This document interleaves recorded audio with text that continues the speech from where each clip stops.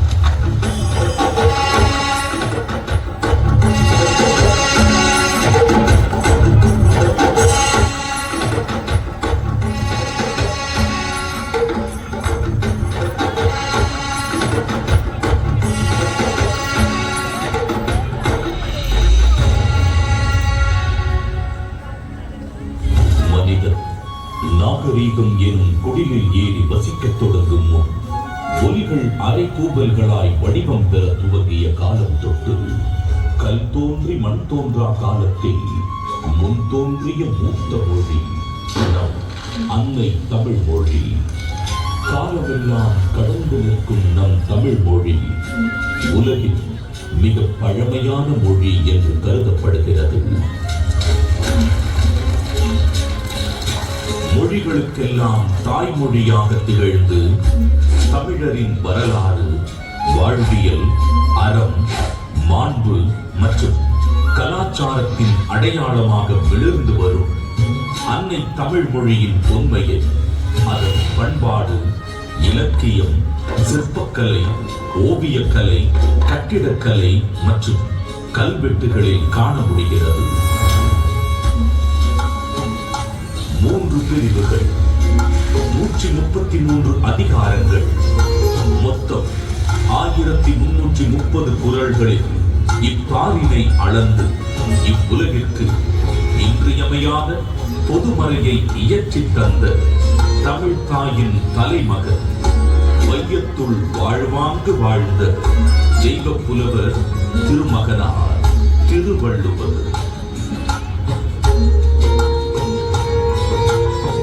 ஐயன் வள்ளுவனின் பிறந்த வருடம் தமிழக அரசால் கிமு 31 என்று வழங்கப்படுகின்றது. சென்னையின் மயிலாப்பூரில் வாழ்ந்ததாக கருதப்படும் இவர் காவிரி பாக்கத்தை ஒட்டி வாழ்ந்து வந்த மார்க்செயின் என்பவரது மகள் வாசுகியை மணமுடித்தார் என்றும் கூறப்படுகின்றது. தன்னை பற்றிய குறிப்புகள் மிக குறைவாகவே கிடைக்கப் பெற்றுள்ள போதிலும் தன் சொற்களால் தமிழ் கடத்தி சாதி மத வேதங்களை களைந்து மனிதத்தை உயர்த்தி பிடித்தவர் வள்ளுவர் திருமகனார்.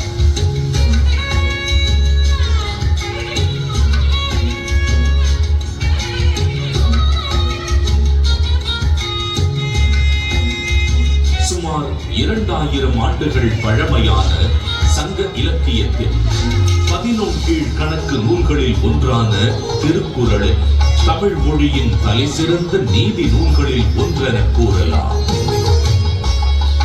1.5 அடியில் 7 சொற்களில் மட்டுமே கொண்டு எழுதப்பட்டு ரத்தின சுருக்கமாக அதே நேரத்தில் மிக ஆழமான கருத்துக்களை வெளிப்படுத்தும் நூலாக மிகச் சிறிய வார்த்தைகளில் மிகப்பெரிய தத்துவங்களை அடக்கியுள்ள நூலாக இருக்கும் திருக்குறள் என்றும் அது வகுத்தளிக்கும் நெறிமுறைகளுக்காகவும் அது வழங்கக்கூடிய பகுத்தறிவிற்காகவும் தமிழர்கள் மட்டுமல்லாது பல்வேறு மக்களாலும் விரும்பி போற்றப்படுகிறது.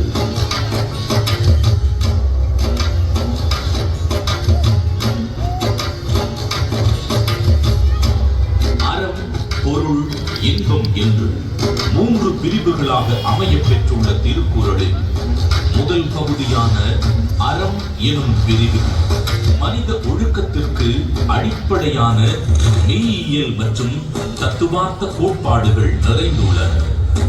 உதாரணத்திற்கு காலத்தினார் செய்த நன்றி சிறிதெனினும் ஞாலத்தின் மானப் பெரிது எனும் குறள் ஒருவர் செய்யும் உதவி மிகச் சிறியதாக இருந்தாலும் அதை தக்க காலத்தில் செய்தால் அது இவ்வுலகை விட பெரியது என்று கூறுவதன் மூலம் நட்பின் மேன்மையை, உதவி செய்வதன் முக்கியத்துவத்தையும் எடுத்துரைக்கிறது. அடுத்த பிரிவான பொருட்பாலில் வாழ்வுக்கு தேவையான பொருளீட்டுதல், சுய மற்றும் சமூக முன்னேற்றத்திற்கான குரல்கள் இடம்பெற்றுள்ளன. உதாரணத்துக்கு, கற்க கசடர கற்பவை கற்றபின் நிற்க அதற்கு தக எனும் குரலில் கல்வியின் முக்கியத்துவம், கல்லாமையின் தீங்கு, பொருள் கூர்ந்து கற்றல், அதன் பின் அறவழி நடத்தல் போன்ற எக்காலத்திற்கும் பயன் பெறும் கூறுகள் இடம்பெற்றுள்ளன. மூன்றாம் பிரிவான இன்பத்து பாலில் இல்வாழ்க்கைக்கு தேவையான அகக்கூறுகள் இடம்பெற்றுள்ளன.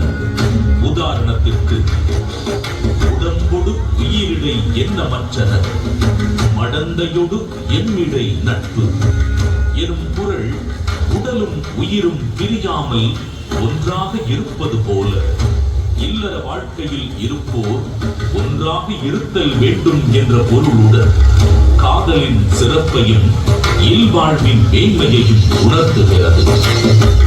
ஏறத்தாழ 60க்கும் மேலான உலகின் பல்வேறு மொழிகளுக்கு மொழிபெயர்க்கப்பட்ட திருக்குறள் உலகெங்கும் அதிக அளவில் மொழிபெயர்க்கப்பட்ட சமயம் சாரா நூல்களில் ஒன்றாக திகழ்கிறது. திருக்குறளின் இலக்கிய வடிவமும் பொருளடக்கமும் அதன் செம்மொழி தன்மையை வெளிப்படுத்துவதுடன் உலக இலக்கியத்தின் ஒரு மாபெரும் ஆவணமாகவும் விளங்கி தமிழின் தொன்மையையும் தமிழர்களின் பெருமையையும் இப்புவியெல்லாம் கொண்டு சேர்த்துள்ளது.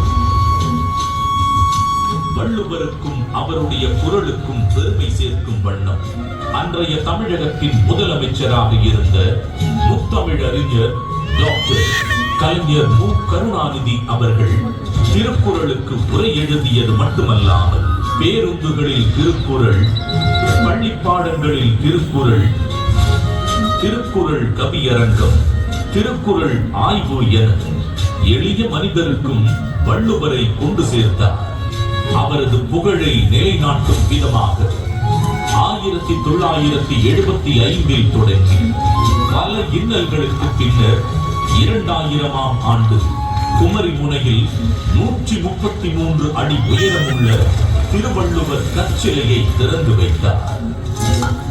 இதைத் தொடர்ந்து குமரியில் உள்ள திருவள்ளுவர் சிலையின் வெள்ளி விழாவை முன்னிட்டு விவேகானந்தர் பாறை, வள்ளுவர் சிலை இவ்விரண்டையும் இணைக்கும் விதம் சுமார் 250 அடி நீளமுள்ள கண்ணாடி பாலம் தமிழக முதல்வர் மு. க. ஸ்டாலின் அவர்களால் திறக்கப்பட்டது.